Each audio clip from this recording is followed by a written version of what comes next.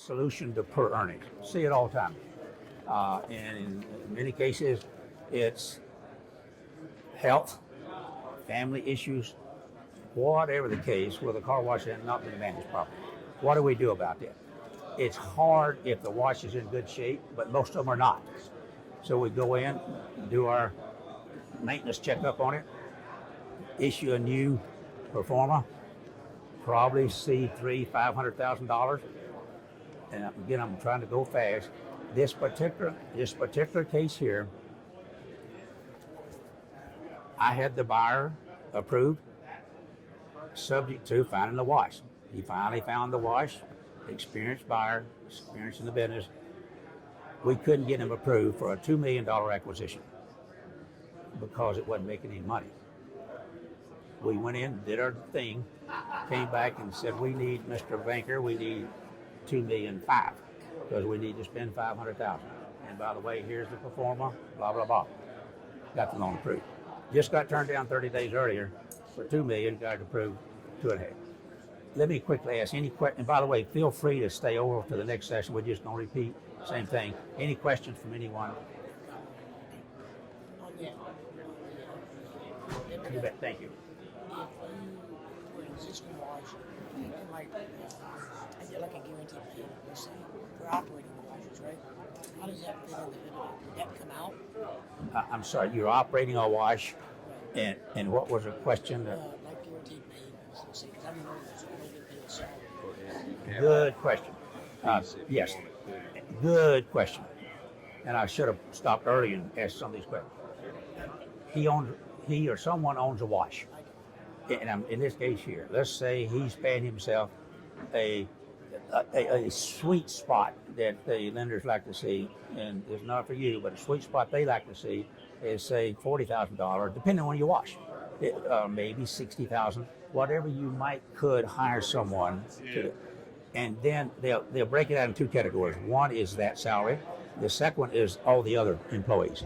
Now, if that's the case, they'll just leave it alone and say that's kind of the way it's going to take to run that business. Because if the new owner doesn't want to do that himself, he's going to have to hire someone to do it.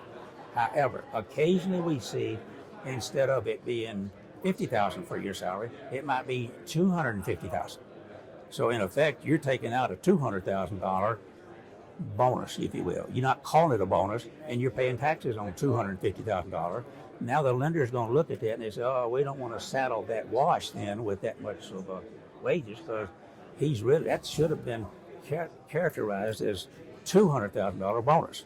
Now what you're doing is perfectly legal. It flows through the tax returns and all that kind of stuff. But when the lender is evaluating whether they want to loan money on your wash you want to sell, if that would be the case, they would say, oh, we only going to count, say, $40,000 against that car wash. All the rest of it they're going to count, and that's going to help the EBITDA. Right. So that's where you're headed with that. So yeah. So how do you convert that over to what you just said on the spreadsheet itself?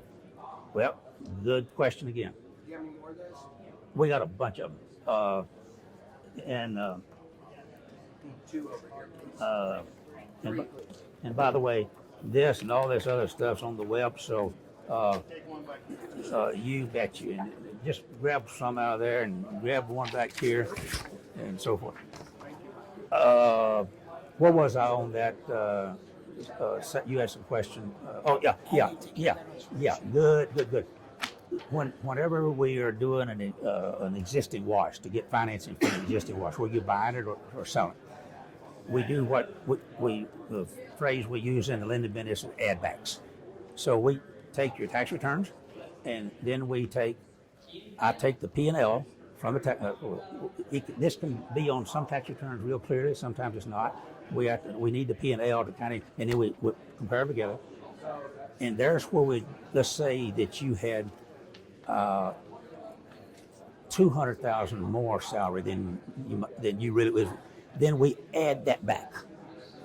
So we say in the car wash is going to make $100,000.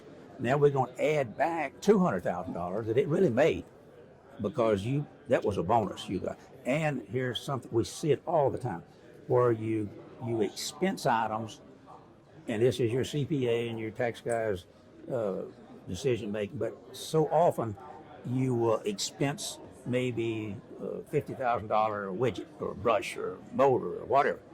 It's okay, but we know that that's going to last you for 15 years or whatever. We can add that back. So we'll usually have a half a dozen add backs. So it may be your tax return will show you may make $100,000. When we get through with the add backs, it could be a 3, 4, 5 times that. May not be any more than that, but that's how we calculate. And that way the lender can look at it, zero in, bingo, either yes or no with a